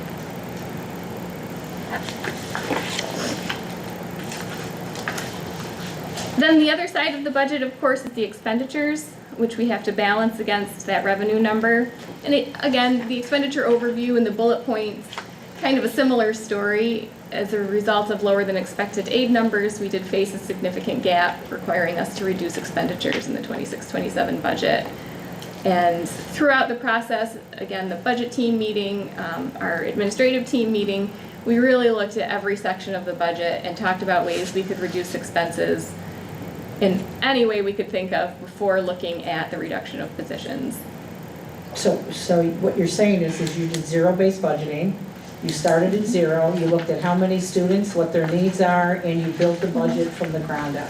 For the most part, some of it was incremental budgeting. So in some cases, I would look at what did we spend last year, or what did we allocate last year? Did we really spend that much? Right. Could we reduce based on, you know, the trends On we're seeing? enrollment, Yes. on all those, just for the general public, Yeah. they don't understand that every year you're looking at, it's a new budget, because you're looking at every detail of what because student needs vary from year to year. So that's going to impact the budget all by itself. I mean, you don't have to do anything until you've got to know what those student needs that have to be met first. And so I like to share that with my friends when they ask, because it's an important factor, because every group of kids doesn't look alike from year to year. Things change. And, you know, some years can be a little easier than others, and then you have an influx of kids that have greater needs. Absolutely. And, you know, through the process of looking at the budget with really a magnifying glass, along with some improvement to the revenue. I mean, we did go from 1% to 2% on foundation aid. The gap was reduced to just over $5 million that we had to close. I say just over, not just $5 million. That's a huge number, and it was a lot of work to bring that into balance, but we have been able to do that.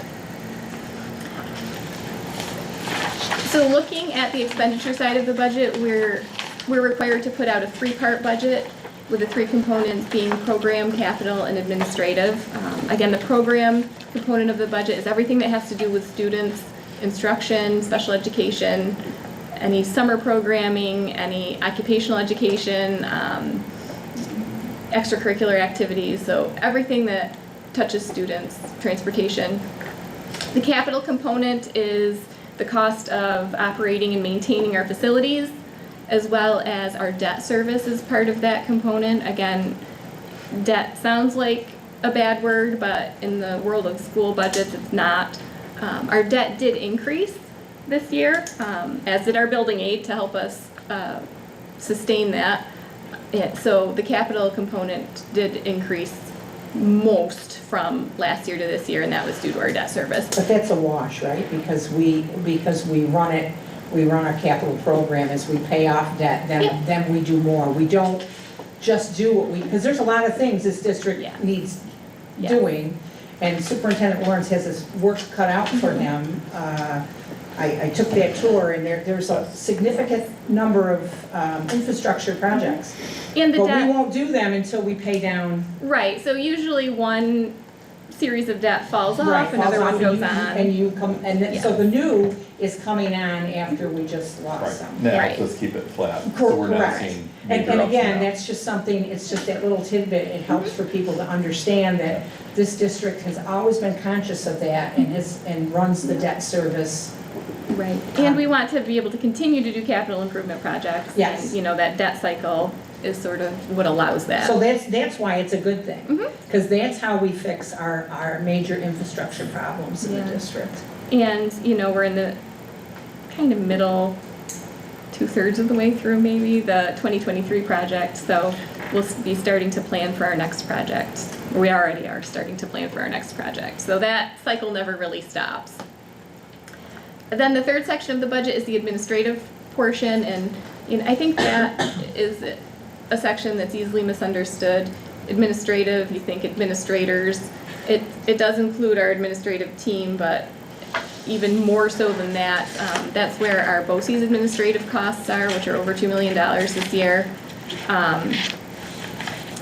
And So with that, our local portion is going to be less than that 10% of administrative, the local portion. yes, So it's less than 10%, which I'm glad you brought up the BOCES part, because we often hear criticism about the administrative part because people misunderstand and think that's just our local, that's just supporting local dollars. So it's 2 million, that's the administrative cost this for year. for our city. Yep.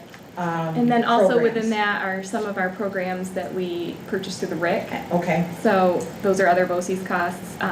I think that would, in the future, I would highlight that I think that is a good piece of information to constantly remind people about, that administrative is far more than the number of people located in a school district. And I hear that from family members who don't live in this district. It's just a constant criticism of school districts in general that I hear. And there are other factors within the administrative portion too that aren't salaries, you know, our insurance, our, or some of our insurance, our legal fees, our auditing fees. So everything, all these things that we're required to do, we pay for through the administrative I like that portion you of the budget. have laid that all out for people. I really think that's helpful to ease some concerns that we are top-heavy, because we are not, and it does take in, so really, the more you can break that out for people, I think that lends itself to that transparency, that this is really what it's paying. It's paying far more than the people that come to work here every day. And the budget newsletter will be coming out in early May, and that does take the three parts of the budget and break it down into further detail, you know, what's contained in each of those parts. So folks will get to see that. Is this part of what's on our website under the budget? Like, can you break that down and put that on? It's not there yet, but it Okay. will be. Okay.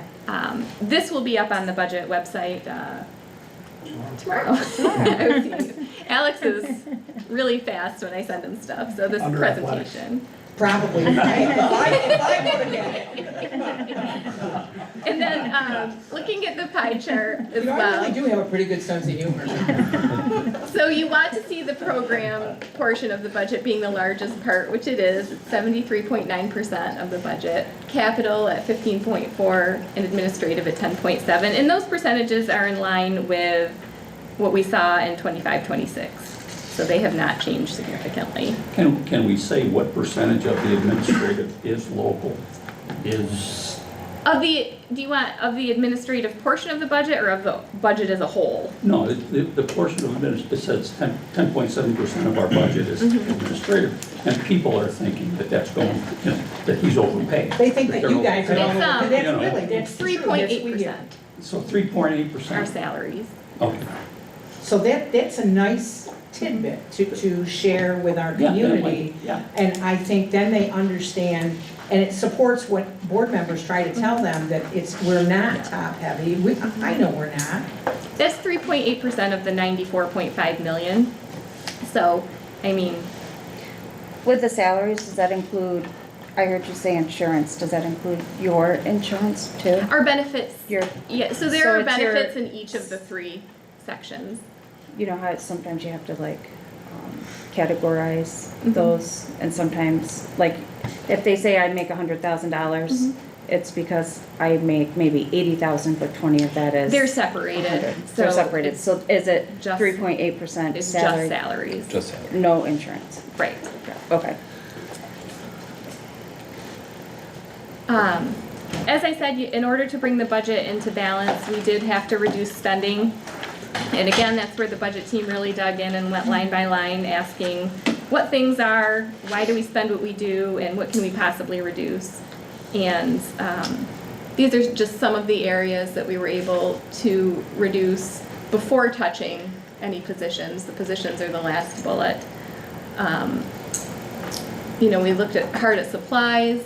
Again, that's where it's nice to look at first enrollment, what student needs are, but also here's this supply line. We didn't really spend it the last 2 years, so is that an area that we can reduce? So those were the type of conversations that we had. Looking at contractual services, so any place where we pay for a service from another entity. We did look at our BOCES services, and we did make some reductions there. That's kind of a catch-22, only because you don't want to reduce too much in BOCES because BOCES services drive BOCES aid for the upcoming year. But we did look at programs and BOCES services where we could cut back a bit, and we did make some reductions there. We looked at extracurricular budget lines, we looked at professional development, and we looked at efficiency with software subscriptions, printing and copying, and I do have to commend Mr. Sherman on our lease agreements, not so much subscriptions, but we lease Chromebooks and we lease copiers, and he was able to negotiate reductions in both of those, and that was extremely helpful. And then finally, we did have to look at positions. We're looking at 54 FTEs being reduced. At this point, when we look at what we can do through attrition, we're at 29. Attrition meaning retirement or resignation, rather than an actual layoff of a person. And we think we'll see that number grow a little bit as, you know, perhaps a couple more people decide to retire, and, you know, it's fairly normal that a certain number of people do resign. And was it last year, Mark, where that by the time we started the school year, it had gone down to very few? He stepped out, but yes, that is true. That was last year, And we're looking, same kind of We're thing. trending the same way. Yeah. Yeah. And even since we calculated that number, Mark emailed me about another retirement, so. Mr. Lawrence, would it be possible, and I don't need, you don't have to answer me right now because I'm Okay. putting you on the spot, but I'm just wondering if, before we get to the budget vote, if it would be possible to articulate what might look different next year.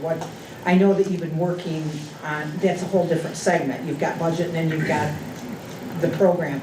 So I'm just wondering if there's a way to articulate what's going to look different. Sure.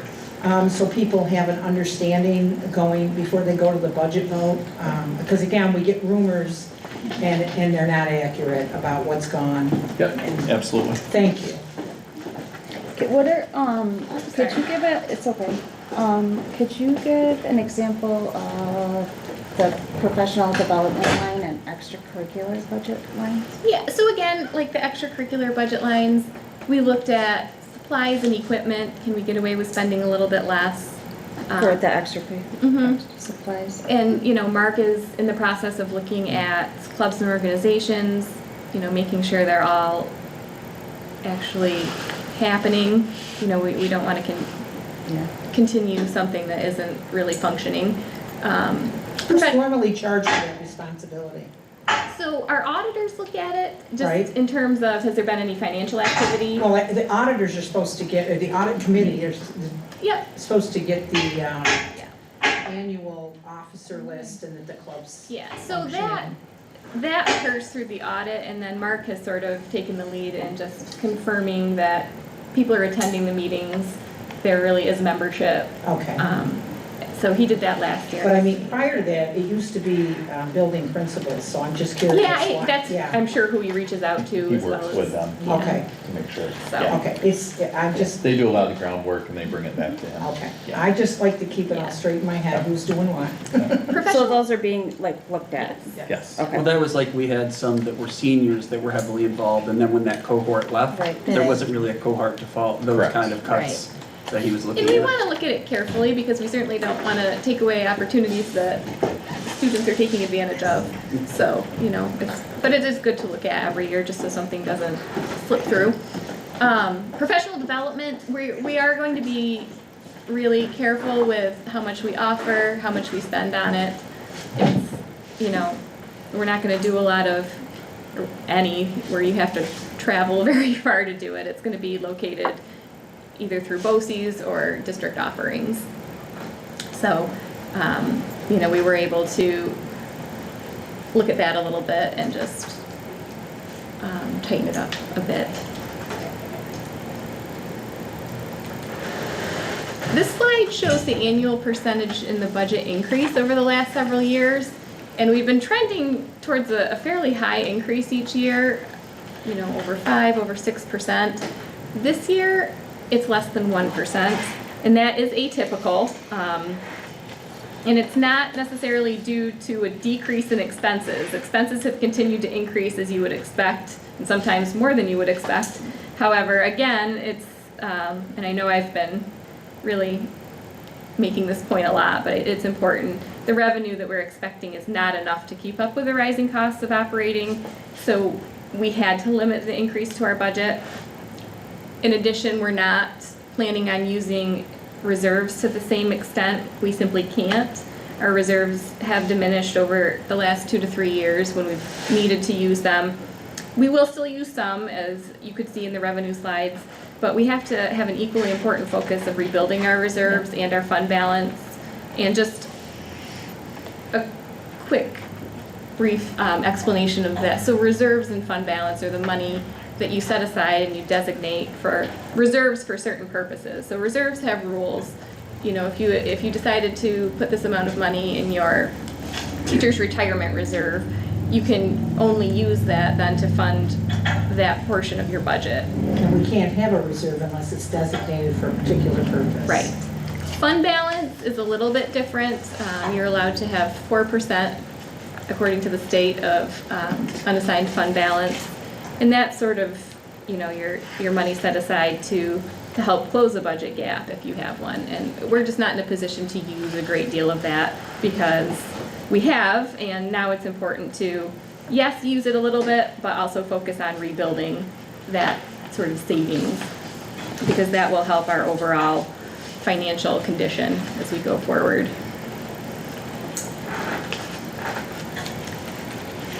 An overview of the propositions, these will be available in a much wordier form in the newspaper and in our newsletter when it comes out, but the first proposition obviously will be the budget. If we decide to go with this budget, it would be $94,500,000, and there are also 3 Board of Education vacancies that'll be part of the vote. There's a proposition for the purchase of student transportation vehicles and maintenance vehicles. And this allows the district to borrow up to $380,000 for the purchase of 1 minibus, 1 minivan, and 2 dump trucks. And I the think truck this is, I rode in I was is gonna rough. say- It is very rough. It needs replacement. You were brave. The exhaust smells. I don't know. I mean, it's not good. And those dump trucks are used for the upkeep of our facilities. They're Yeah. used for salting in Yes. the winter, so we don't want to be And in a that position. is a salt truck, Yeah. which is important, and given And the we- winters we're having. They're in disrepair, and we don't want to be in a position where we lose one of them. I was surprised at the condition. I thought, I didn't think it was that old, but you don't realize how many miles get put on them. So I did take the opportunity when I was offered to ride in it, to take a ride. And they made their point. And I would, you know, in the future, maybe every board member should take a ride in some of these vehicles. I think they'd be happy to show those. I saw you take a ride in that truck, so I did see it. And I got up in there. I was proud of myself. You were I a managed brave to soul. Get my body up in there. But no, it's important, and I'm telling everybody, it You're needs to be envisioning it. replaced. You People, you mean in the cab, right? Yes. Yeah, not in the back. Wow. It probably would have been easier to climb up the back, to tell you the truth, though. Does our insurance cover that for you and me, Robin? I'm not sure, I think so. The final proposition is the library tax proposition that authorizes the library to collect taxes separate from the annual school budget. And will they be coming in to talk with us at some meeting? Usually somebody from the library comes in. I don't know if anybody's reached out. Yes. So So they've they have had an quite a bit of increase? turnover and we've been waiting to hear from them. right? Okay. It's an increase, I'm supposed to get the final stuff by the end of the week. by Yeah. $21,765 from last year. Okay, thank you. Well, I'm sorry, what was the question? I was just wondering if that was an increase from the previous year's budget. And yes, they usually do come and talk about their increase, because again, we don't manage that, and we don't Right. get those dollars, we just collect them under the law. Yeah, absolutely. I asked that too, and I think with the turnover and different people, I'm not sure if it's gonna happen this time, we'll see though. Oh, they don't have usually a president. So their head librarian, I know the librarians come, usually the president of the board would come. It's a new director as well, so. Okay. Yeah, so they've had a lot expressed Yeah. they may not be able to this year. Okay. Yeah. Then finally, just some of the remaining budget timeline. So we do have 2 community budget forums coming up, one this Thursday on the 16th and one a week from Thursday on the 23rd. And those are hopefully kind of more discussion and conversational. We can answer questions, address concerns that community members may have. I'll also have this presentation available to reference if anybody has particular questions on revenue or expenses. And you could put, not just budget vote, May 19th, budget vote and Robin's last day. I should really say budget vote in election because that's an important part too. Before the 19th, we do have May 4th, which is an opportunity for the public to register to vote in the district office, and that's from 11 to 3. 11 to 3. Yeah. And then May 7th, which is a Thursday, I think, is our public hearing. And it's at 6 o'clock here in the boardroom. It will also be streamed. And then the very important date, May 19th, is the budget vote and board election. And that is 9 to 9 at our 2 locations that we highlighted earlier. And all of this information is available on the website, on the front page, so you don't have to go to athletics. Alex put a nice big banner with some links that you can click to access the information. Any questions? Thank you. That's it? All right. Superintendent's report. Yes. Well, thank you very much for all the information. We do not have student representative report tonight. She's I in think some way, Tennis, no, it was a field trip, but overnight field trip. FBLA. All right, well, hopefully we'll see Gwen at the next meeting. Action 5.01, accept the financials. Would someone move it? Move it. All those in favor? Aye. Opposed? Abstaining? Passes 700. Action 5.02, it's 25-26, end of tax collections warrant, Move it. sorry. Second it. All those in favor? Aye. Oh, got any, would you like Yes, to I have did discussion? want to comment. I did make a call and asked a question, and I was helped very nicely by Paula in the business office.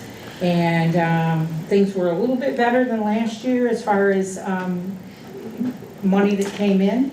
And I just want to thank these folks for keeping an eye on that. And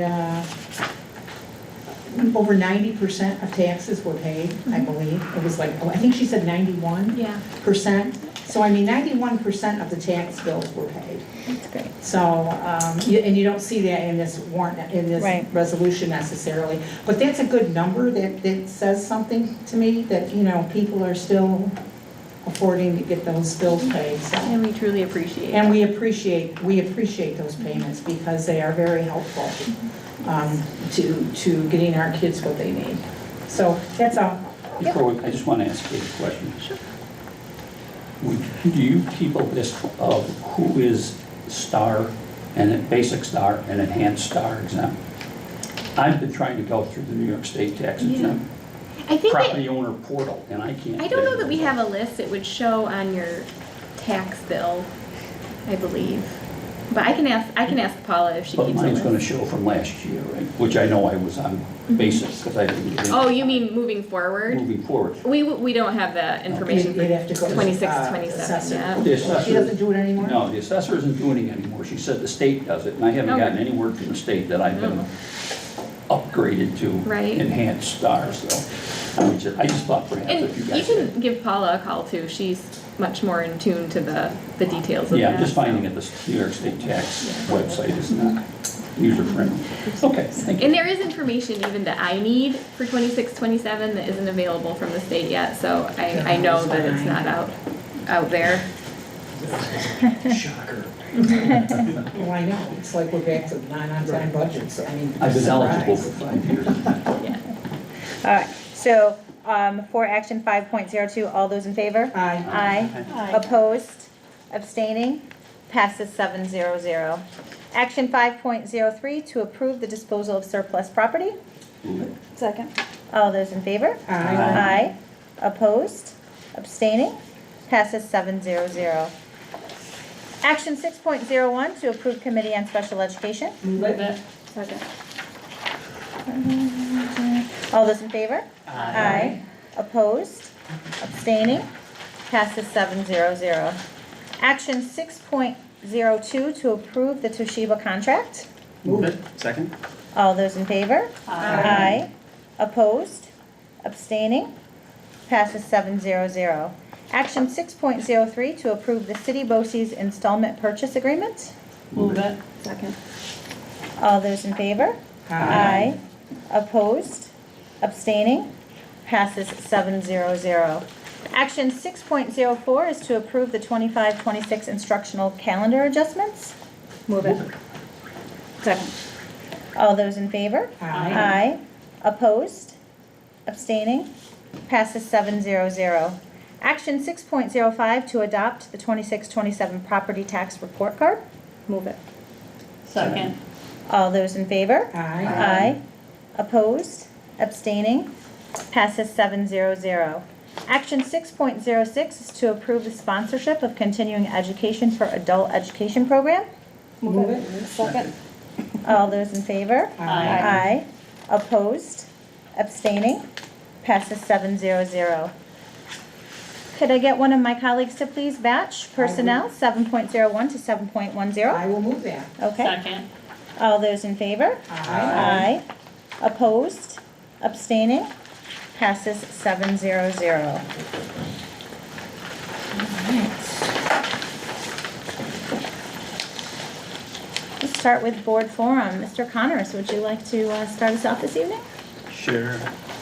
I'd just like to thank everyone right now for all the hard work they're doing. I think, especially during this time of year, there's so much going on. You're getting closer to the end of the school year. For all the kids out there testing right now, keep up the good work. We just want your best effort, so whatever you do, however hard you work, however hard you put forward, that's what we want to see.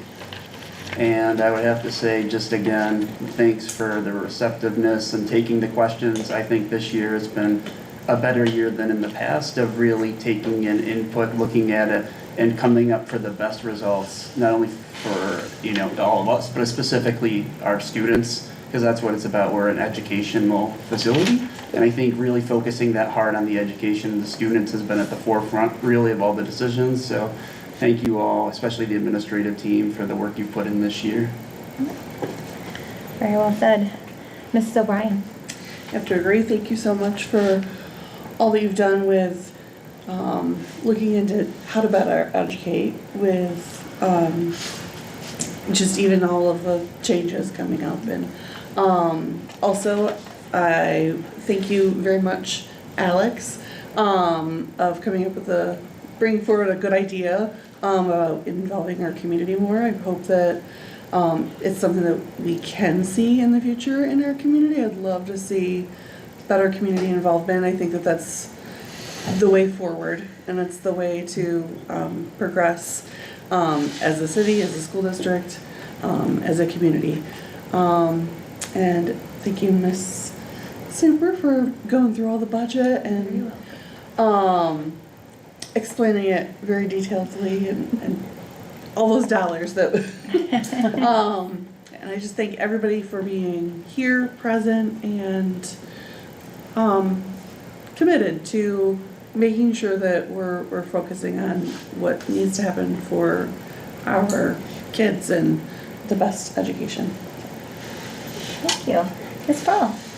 I'd like to say the same thing. I'd like to say thank you to the administrative team because you guys are always willing to take on something more, and it's really appreciated. You guys work, as I say this every meeting, you guys work very, very hard.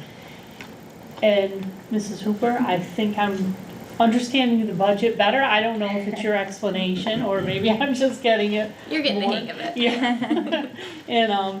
And the parents that were here, I'd like to thank them. They were very articulate, and I'd like more discussion on that. And Alex, thank you. I think it is a great program. I think it is difficult getting people involved. Everybody's so busy with their lives, and they expect the school's going to take care of everything. And then something comes up that they're not happy with, and then we get a lot of pushback and everything. But I think the more community involvement we can get, different ways of trying stuff, the better off we are, and I think the better off the kids are. Thank you. Mrs. Rainville?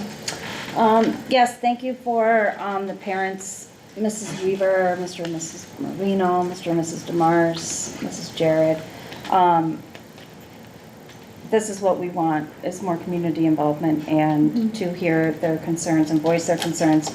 So that was great representation of what we are sort of focusing on with the CAP program. And Alex, I do trust you.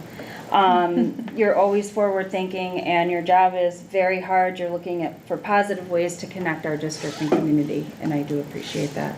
And it's going to be, I feel like everybody's very stressed. It's a stressful time. And just I hope everybody knows that each of us personally have the student's best interest at heart. And what that looks like and what that comes across when it gets heated and very stressful may look a different way than it actually seems. So thank you everybody for being patient. Yeah. Yes. Very well said. Mr. DeJourn? Oh, me? Yep, that's you. Well, thanks to the families, the many families that spoke out. They were very passionate about the issue. And I'm trying to think back as to why we did change that. I think it was to give more students recognition, but they were very passionate, and I appreciate them coming. We did it to encourage kids to work harder to achieve, and that was the intent. It wasn't to cut any, it was trying to encourage more kids, and more kids were recognized, and we heard the stories of the students that were upset that I want that color, and they found out that they missed it by 1 or 2 points, and they said, well, I would have worked a little harder. Well, had I known that. So that was there was good intentions. Yes, I remember. So I mean, it wasn't, but yes, there was a whole discussion. So yeah, you're right. I remember that. Yep. Alex, I love the idea of the community ambassador. Maybe once I'm off the board, I can assist you with that. Perhaps become one. Keeps me active. We approved the adult education at Posey's, right? Does that mean I can take a welding course now? Anyway, just joking. Thanks, Kate. You always break it down so eloquently, and I understand the budget much more. Good, thank you. Thank you. Mrs. Griffin?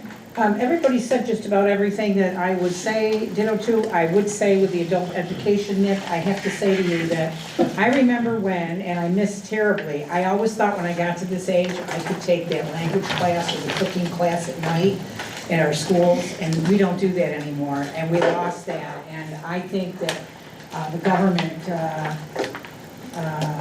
did us a disservice as seniors. I remember the seniors when they used to do those programs. It gave them so much life, and they were in our schools, and it gave them an opportunity to see things going on at night in our schools when they went for their classes.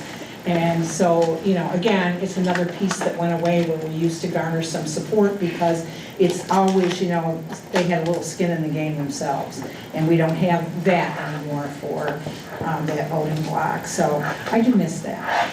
Robin, as a junior, Robin, as a junior, I attended those classes. I learned Italian with my grandmother.